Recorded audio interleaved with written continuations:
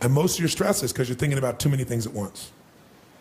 In fact, when people don't do things, it's not because they can't. It's not even because they don't want to. It's because of the way they are focusing on what I call chunking things.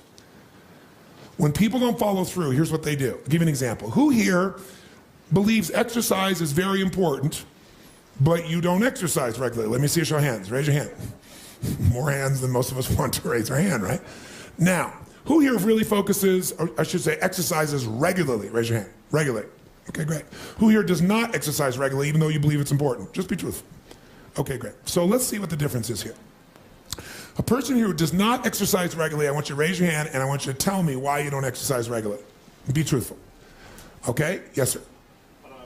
I don't have the time. Now, is that true? He even knows it's not true. He's going to answer you first. No. But it feels like he doesn't have the time because time is emotion. And he's got so many other things he is focused on getting results in that adding this to the list seems like a lot, right? And the other things are very important to him, like his business. I don't have the time. He has the time. What's the real reason he doesn't do it? Because of the way he thinks about exercise. When he focuses on what it would take to exercise, he does it very differently than someone who follows through. When you think about exercising, what's involved?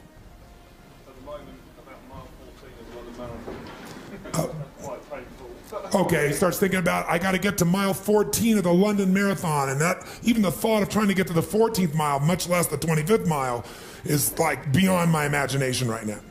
So he is what I call over-chunked. He's not thinking about what he wants, he's thinking about what's painful. You just saw a perfect example. He's not even thinking about victory or succeeding. So the chance of him following through on something that he associates major pain to, when he can do something else right now he can feel competent or successful at, his chances of following through are very limited. How many will follow that? Say I. His focus is on failure. His focus is on pain. That's why he isn't following through. Okay? He's also focused on the 14th mile of a marathon rather than today's workout. Which one seems more daunting to you? So when you think of what it, and here's also what he's thinking about. He's thinking about the process, not the outcome or result he wants. And when you think about what it's going to take to do something, usually it takes a lot and you're not going to want to do it. So he's overchunked himself. He's trying to eat the whale whole without taking any smaller bites. And it seems too big for him, so he says, well, I'll do it when? Later. As my Australian friends would say, later. Right? And of course, the problem with doing it tomorrow is when you get to tomorrow, tomorrow is today, and tomorrow never comes. So, and you keep promising yourself. By the way, what does this do to you emotionally when you keep breaking your own promises with yourself? Or you keep failing to do things that you know are important? Does it increase your level of certainty and confidence? No. What it does is it erodes it. And when you erode confidence in one area, believe it or not, it affects the other areas too. Do you believe me on that? Don't believe me. What about your own life experience? Maybe not one area, but it starts to be multiple areas. It sure does. Another reason why somebody doesn't exercise or do anything is because they don't just chunk it too big, they chunk it in too many details. I'll give you a perfect example. So I asked somebody one time, I said, okay, how important is exercise? Oh, exercise is extremely important. Really? Okay, good. And tell me, why don't you exercise regularly? Well, I just don't have time. Okay, everybody gives that answer. That sounds wonderful. So tell me though, don't tell me about how much time you don't have. Tell me this. When you think about exercising, what do you think about? Which is a way of saying, what do you focus on? And so this woman says to me, well, my gosh, I mean, what do you mean what do I think about? Well, let's say I said to you, you got to start exercising and I'm going to put a gun to the head of your children and I will do very horrible things and hurt them badly if you don't exercise. Could you do it? Oh yeah, I could do it. You know, if some mafia person came here and said, I'm going to kill your children if you don't exercise every day, how many think you could find a way to exercise every day, no matter what your time constraints may be? So remember this. Remember this. Change is never a matter of ability. It's always a matter of motivation. I'll say that again. Change is never a matter of ability. It's always a matter of motivation or drive, having strong enough reasons. If you got a strong enough reason, you could figure out the time, couldn't you? So the biggest part of life and time management is knowing what you want and having enough reasons to follow through. But there is one more piece. If you make enough reasons to follow through and you know what you want, but you make the task overwhelming, you'll be overwhelmed. So I said to her, forget what I said. Let's just say you're really going to start exercising. You're going to do it regularly. How would you do it? What's involved with exercising? What's involved with exercising? What do you focus? She goes, well, if I was going to work out regularly, I'd have to find a club to join. I said, okay, well, so then what? She goes, well, you want to know the whole process? Yes, tell me the whole process of what it would take to exercise. She goes, oh my God, I'd have to get on the web and search for like all the exercise places around my home. And then I have to look through those and see which one is probably closest or which one is probably nicest.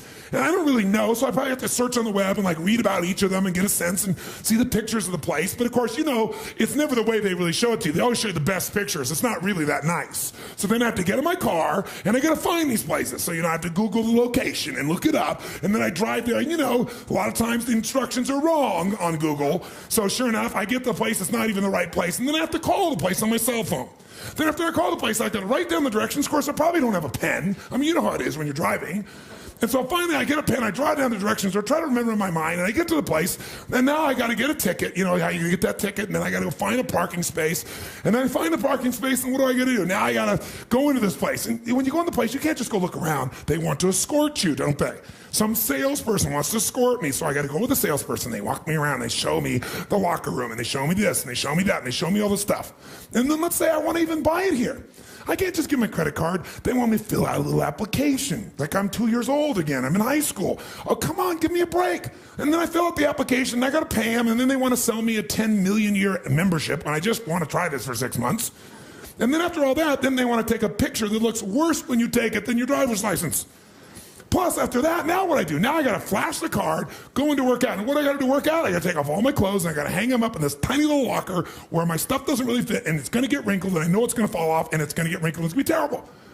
And so let's say now I do that, and so I go to the first station. I got to figure out which station to go to, so now they probably want to give me some trainer who's going to tell me what to do. But let's say I do it on my own. I go to the first station, somebody's sitting, some sweaty, smelly person who gets up and they got sweat all over. So now I got to take my towel and I got to wipe it all off. And then I got to adjust the weight. And then I don't know what the right weight is. I got to adjust it again and get the hassle, figure out how to adjust it. And then I finally do my exercise and then I got to wipe the thing off. And then I got to find the second station and maybe there's somebody there. Maybe it's all sweaty and I don't know the numbers. And after I do all these ones, station after station after station after station, now I got to go to the locker room and take off my sweaty clothes, which I'm going to put in a bag, which I know is going to stink up my car. And then I got to go in and take a shower, and maybe I'll first do a steam room or something, but then I'm going to see body parts of other people I don't even want to see. And then I got to go and I got to do my hair and I got to do my makeup all over again. Got to start all over my makeup, do the whole thing and all these little pieces. And then I got to put on my now wrinkled clothes. And now I can't even just leave. I got to go to the front and I got to get my ticket stamped so I don't have to pay for it. Then I got to find my car, which I forgot where it is. And then I got to show it to the guy and then I drive out. That's what it takes to work out. Well, what does it take to eat? Just do it. What do you mean just do it? Well, I don't know. What kind you want? Italian. Okay, I know 12 places. Let's go. Well, what do you mean? See, eating is one chunk. Exercising is 3,229. Where every little step of what I got to do, I think about all the consequences and the elements and the pieces. And that's why they don't do it. They're over-chunked. What you focus on, you feel. What you feel, you are moved to somehow actuate. Change your question, change your life. When it comes to planning your life, I want to get you to learn to ask 3 questions now. And the first one is not, what am I going to do? And how many understand why now? Say I. The question you want to ask yourself is, what do I want? What's my outcome? What's my result? The word RPM, the first one, is to get you focused on the target. The target is not the activity. The activity can change. It's what's the result I'm after. If you know exactly what it is you really want, what you desire, what you're really after, clarity is power.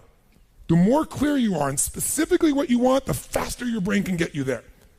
But if you're generally saying things like, what do I want? Well, I want more money. Fine, here's $1, get out of here. Did you achieve the outcome? Yeah, when you're that general, You think you're not getting your goal, you are. The way you language your goal, the way you think about it, you're receiving it. I want to feel a bit better. I want to lose some weight. Fine, you lost a pound, you're done. Because your brain's like a servo mechanism in a bomb and a missile. The old days, you shoot a missile and the target was going, and if you missed the trajectory, you missed it. Today, what happens when the missile's not on course? What happens? It locks on the heat signature, and what does it do? It moves and follows it. That's the way your brain is if it knows the outcome, if it knows the result. So RPM starts with, I got to know the result. This is a results planning system. The rapid planning method, but you can think of it as a results planning system. I need to know the result I'm after before I ever ask myself what to do. That takes more time, but it's worth it. Now, for time's sake, I'm not going to do this with you right now, but I'll tell you what I do when I've taught this to people and I've got a full weekend to do this in. Just give you a picture. If I asked you right now to write out your name, your full name. Now, some of you abbreviate your signature, but write out your full name in cursive. Go and do that one time. Write out your full name in cursive. I can't even use the word cursive. Is that really the word people still use? It means in handwriting, I guess, but in cursive. Just write it out full name, because you can do this later on. Now, if I had you get with a partner, and you can try this later if you want. I'm just going to tell you because I don't want to take the time because we have such limited time today. And I have your partner say to you with a stopwatch here, okay, ready? And I go, go. And you write it out. And you tell me when you're done. I go, stop. And I write down how long that was. So let's say you wrote out your signature and it took 5 seconds. And then I say, ready? Write it out. Ready? Go. You tell me when you're done. Stop. And I write down 5 seconds. If I have to do that 10 times, you'll find in the beginning, you'll be, let's say, 6 seconds. I'm making it up. Everybody's signature is different. And you probably might get down to as little as 5 seconds. If you have like an iPhone, you could do it as a digital stopwatch. You could see the milliseconds. Then I say to you, I want you guys to write every other letter in cursive. In other words, you're going to write half as many letters. How long do you think it would take to do it? Half as much time? Most of you, it'll take twice as much time in the beginning, and then eventually, what's interesting is, if I do it 10 times, and the last 2 or 3, and this makes no logical sense, and again, I don't want to take the time to have all of you do this 10 times, 10 times, 10 times, but you can go do it on your own, I'll just tell you the result. In most cases, even though you're doing half as many letters, you cut it by 2/3 the time. There's something happens when you break an old pattern and you do it fresh. Your brain over the years has learned ways to move more rapidly since when you did your original signature, and you'll do it in 1/3 the amount of time. It'll take twice as much at first, and then it'll cost you 1/3 amount of time. Now let me tell you why I'm telling you this. The system I'm calling the rapid planning method, by the time I show it to you, you're going to go, this takes more time than just making my to-do list. It will win. When will it take more time? When? Initially. But once you get it in your nervous system, it'll take you less time because your brain will be thinking in outcomes and not activities. And when you think in terms of outcomes and not activities, pretty soon some of the activities in your list you don't even need to do to get the outcome. You find a better way to get the outcome quicker. Now, how do you do that? Yes, 3 questions. Question 1, what is my result? What is my outcome? What is it I really, truly want from this? If you're going back next week, and you say this next week, what are the most important what? Outcomes for me to get this week in my business. And you just write those outcomes out, not your action items, the outcomes. If you do that and nothing else, you'll be ahead of the game. And if you just keep looking at those outcomes every day, how am I doing on that outcome? Your brain will come up with ways to get to that outcome. I promise you. Focus on outcomes, not on activities. Action for most people, activities, most people may mistake movement for achievement. They mistake action items and to-dos for achievement. We're after the achievement. Are you with me on this? Yes or no? Yes. It's a different way of thinking, and I think all of you inherently have it. But if you make this ritualized, just like the things you've learned this week, they're all great, but if you don't systematize them, they'll work when you do them. But if you systematize them, right, and you see like Mr. Hallman here, where he goes in and just does it and makes sure it's being done again, or what you've seen Chet do, or what I do. You just do it over and over again, you don't miss it. Now the results are geometric. So I want to get you to systematize the thinking, whether you do it visually the way I'm going to show you or not. So, first question.